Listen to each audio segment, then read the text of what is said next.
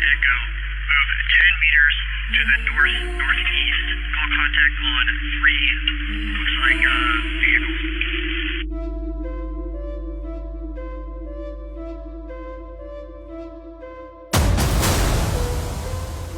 We will cut our enemies down in droves. Our fires will be the substance of their nightmares. We will protect our brothers and sisters. The fields of the dead will serve as evidence of our passing.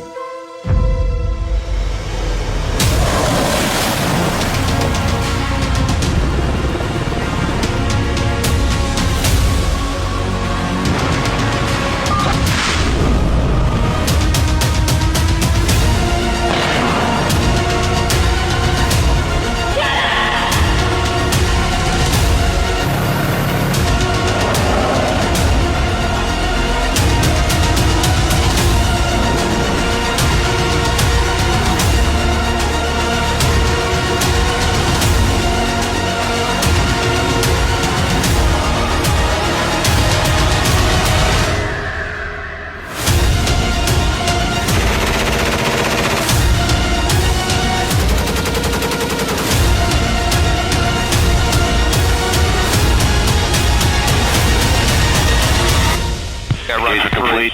3 killed.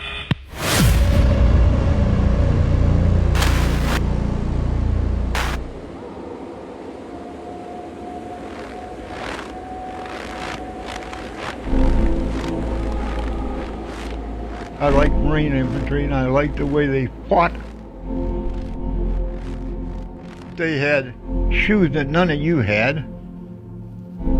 Didn't have proper shoes on and didn't have any shirts or anything. What do you expect troops are going to do at 30 below zero? Now, I was used to it, but you had kids in there that couldn't. The Marine Corps is a force like no other. We have no peer. Our resilience is as unbreakable as our spirit. Because of this, we can endure any adversity. When faced with impossible challenges, we overcome and destroy any enemy in our path. Our success in Fallujah was the individual Marine behind his personal weapon, but it was the Marine Rifle Squad and all the components of support that backed that squad leader and his squad. That was the secret weapon. You know, we talk about superpower weapons, all the capabilities of the nation. A rifle squad of Marine is the most fearsome weapon on the planet Earth. We're the only organization that at the core, we ensure that first and foremost, our Marines are trained to be warfighters. We provide those Marines the fundamentals needed to be adaptable. And if they're adaptable, they're resilient. If they're resilient, they can problem solve. And they can problem solve, they're going to be able to make the mission.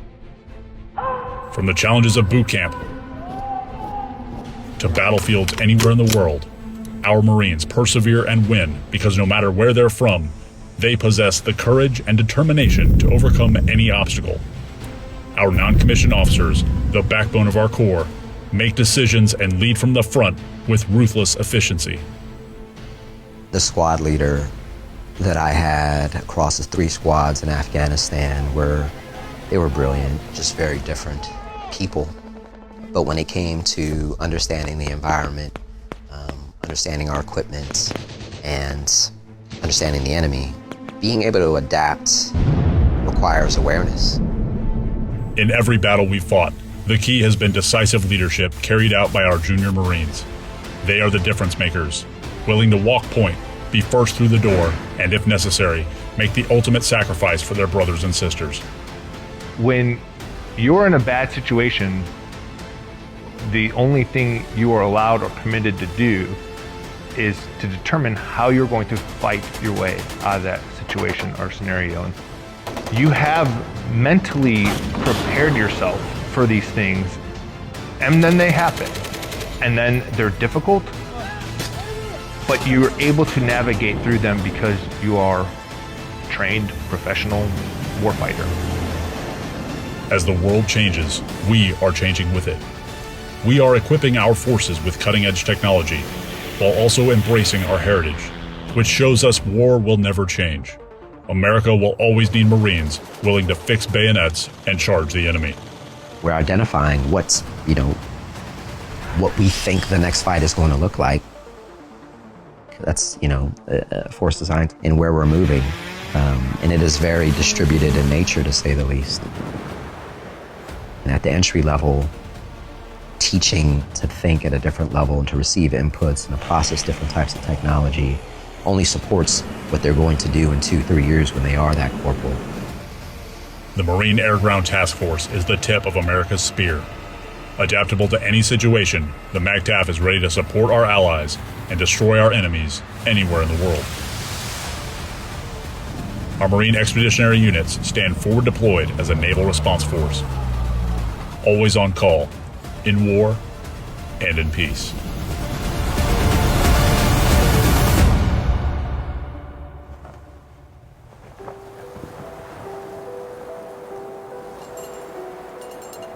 These were special people. They were incredible people. I'm just thankful that for a moment I got to know so many incredible heroes.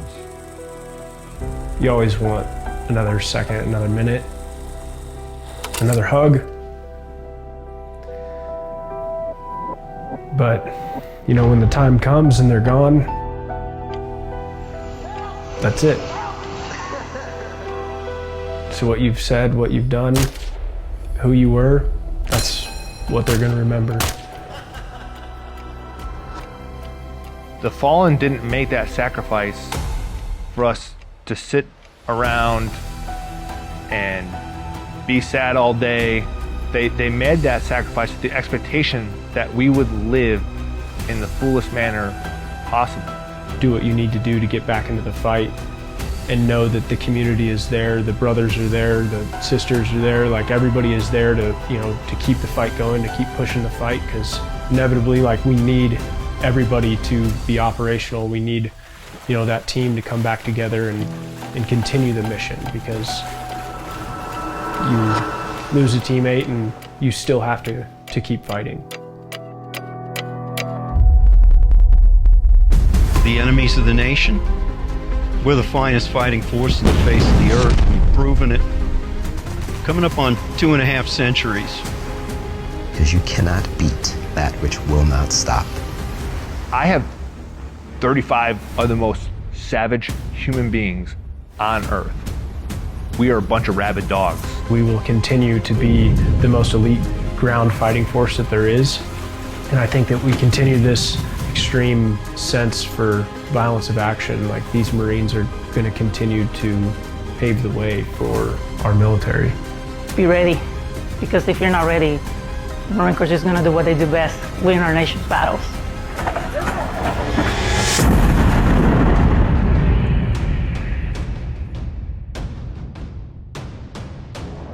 For 249 years, Marines have distinguished themselves not just by their valor, but by their readiness to confront the challenges that lie ahead, no matter how daunting those challenges might be.